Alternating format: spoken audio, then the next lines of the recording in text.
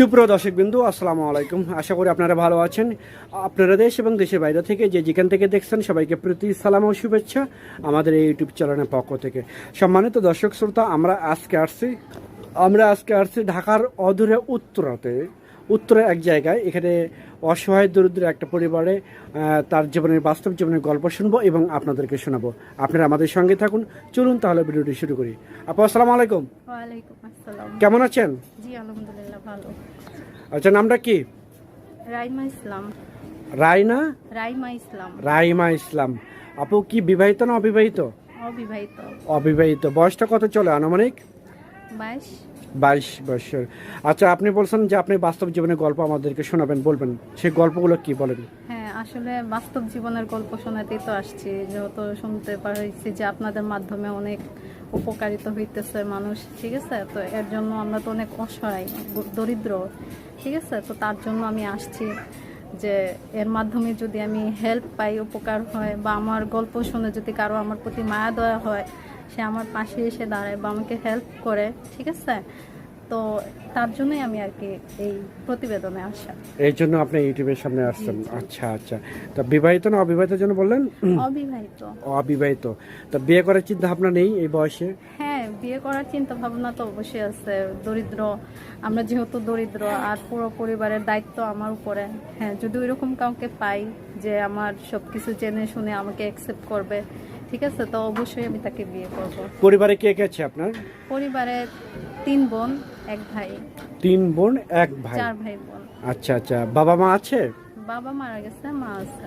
বাবা মারা গেছে, মা আছে। জি, মা আছে। আচ্ছা, বড় কি আপনি? জি, আমি বড় আমার ফ্যামিলিতে। আচ্ছা, বিয়ে করার চিন্তা ভাবনা থাকলে তো আপনার বাংলাদেশে অনেক চাকরিজীবী আছে, ব্যবসায়ী আছে, প্রবাসী আছে। কোন ছেলেকে চাচ্ছেন বিয়ে করার জন্য? ছেলে তো অনেক আছে, বাট ভালো মানুষ হওয়াটাই হচ্ছে সবচেয়ে জরুরি কথা। যেহেতু আমি মনে করি প্রত্যেকটা মানুষই, আপনার মনে করেন এক একজন এক এক মেন্টালিটি নিয়ে চলে। তো সবাই তো কেউ, মানে যার ভিতরে মানবতা আছে সেই তো একটা মানুষের পাশে এসে দাঁড়ায়। আর আমি যদি অবশ্যই আমার মনের মতো কাউকে পাই, সে আমার পাশে এসে দাঁড়ায়, আমাকে হেল্প করে, সাহায্যের হাত বাড়িয়ে দেয়, আমি অবশ্যই তাকে অ্যাকসেপ্ট করবো, বিয়ে করবো। তাকে অ্যাকসেপ্ট করবেন, বিয়ে করবেন। বয়সটা আনুমানিক কেমন চাচ্ছেন? বয়সটা আসলে ম্যাটার না, মানুষটা আসলে কতটুকু ভালো, কতটুকু সৎ, বা কতটুকু মন মানসিকতা ভালো, সেটাই আমি ম্যাটার করে। সেটাই ম্যাটার করে। জি।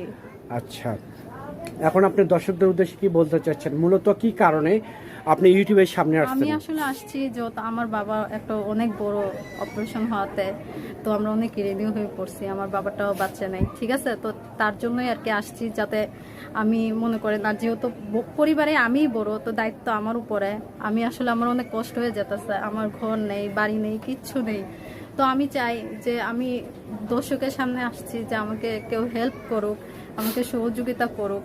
আর যদি কারো আমার প্রতি মায়া দেওয়া হয়, আমাকে জেনে আমাকে বিয়ে করতে চায়, যে আমি একটা অসহায় পরিবারের পাশে গিয়ে দাঁড়াবো, তো অবশ্যই আমি গ্রহণ করে নেব। আমি আসলে একটা সঠিক মানুষের সন্ধানে আজকে আপনাদের মাধ্যমে আসছি, আপনাদের সামনে আসছি। সঠিক মানুষটা কেমন, নিয়ে কিভাবে খুঁজে নিতে পারবেন? সঠিক মানুষটা আসলে এইভাবে তো ব্যাখ্যা করা যায় না। তার সঙ্গে কথা বলবো, তার মন মানসিকতা সম্পর্কে জানবো, কারণ যার মন বড় আছে সেই তো একটা গরিব অসহায় মানুষের পাশে এসে দাঁড়াবে। সবার তো মন বড় হয় না।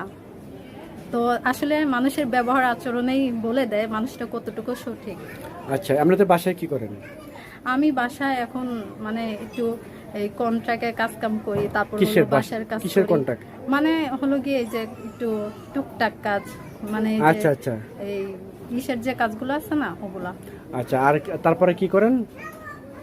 আসলে আমি একটা এই যে বাসায় যে আর কি কাজ করি, মানুষের বাসায় যে কাজ? হ্যাঁ, মানুষের বাসায় কাজ করি।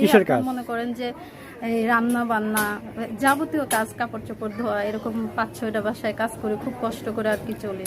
আচ্ছা, ওইখানে কি রোজ টাকা দেয় না মূলত মাসিক টাকা দেয়? মাসিক টাকা দেয়। কত করে দেন? মাসিক আপনার, যদি আমি একটা কাজ করি, ধরেন একটা থাল বাসন ধুলাম, সেখানে আমাকে 1000 করে টাকা দেওয়া হয়। তাই? এইভাবে আর কি। জি। ও আচ্ছা আচ্ছা। আচ্ছা, এখন ধরেন আপনাকে একটা ছেলে, প্রবাসী একটা ছেলে যদি আপনাকে ভালোবাসলো, পছন্দ করলো, ভালোবাসলো, ঠিক আছে। এখন আপনার ফ্যামিলি কেউ রাজি না, ছেলেটা শুধু রাজি। আপনি রাজি আছেন, তখন আপনি কি ডিসিশন নেবেন যদি বিয়ে করতে চান? আসলে বিয়ে শাদী তো মূল কথা না মানুষের জীবনে। আপনার মনে করেন যে আমি আসলে ভাইয়া আসছি যে নিজের সহযোগিতার জন্য, ঠিক আছে। আজকে যদি আমি চাই না তার একটা, আমারও পরিবার আছে, আমি আজকে আমার পরিবারের জন্য আমি সবার সামনে এইভাবে হাত পেতে দাঁড়াইছি। তো আমি চাই না যে একটা ছেলে আমার জন্য তার পরিবার ত্যাগ করে আমার কাছে আসুক, এটা আমি কখনোই চাই না, ঠিক আছে। তো আমার কথা হলো গিয়ে আমি এমন কাউকে চাই, ধরেন যাদের বউ নেই, ডিভোর্সি বা বউ মারা গেছে, বা যাদের অনেক আছে প্রবাসী ভাইয়েরা বা দেশি ভাইয়েরাও যে অনেকে বয়স হয়ে যাওয়ার পরেও বিয়ে করে না। তো আমি চাই ওইরকম কোনো মানুষ যে আমার পরিবার এবং আমাকে দুজনের পাশে এসেই দাঁড়াক। আচ্ছা আচ্ছা, দুজনের পাশে আসে জি, বলে। জি। আচ্ছা, আর কোনো কিছু কথা আছে? না না, এইটাই সবার কাছে আমার অনুরোধ, আমাকে হেল্প করবেন, আমার পাশে এসে দাঁড়াবেন। আমি অনেক অসহায় দরিদ্র একটা মেয়ে, আমার ফ্যামিলিতে আমি ছাড়া উপার্জন করার মতো কেউ নেই, খুব কষ্ট করে চলি আমরা। তো সবাই চাই যে আমাকে সবাই হেল্প করুন, আমার পাশে এসে দাঁড়ান। এইটাই আপনি চাচ্ছেন জি, মূলত? আমি এটাই চাচ্ছি। আচ্ছা, এখন মূলত আর একটা কথা বলি, নামাজ রোজা করেন? হ্যাঁ হ্যাঁ, ইনশাল্লাহ আমি নামাজ রোজাও করি আর পর্দাও করি। আপনিও? নামটা কি যেন বললেন? রাইমা ইসলাম।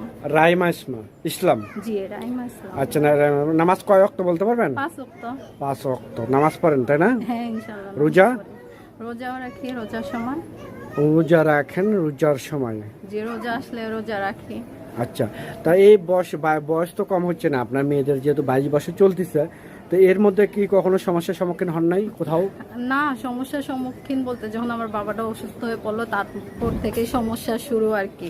ওই সমস্যা বলতেছেন আপনার পার্সোনালি, যেমন কোথাও বাসায় কাজ করতে গেলেন, সেক্ষেত্রে মানুষের আজেবাজে কথাবার্তা বললো? না না না, এরকম সমস্যার মধ্যে আমাকে পড়তে হয় না, যেহেতু আমি নিজেকে ওইভাবেই গার্ড করি, ঠিক আছে। তো আল্লাহর রহমতে এরকম সমস্যা আমাকে পড়তে হয় নাই এখনো। ওই রকম সমস্যা পড়তে হয় না?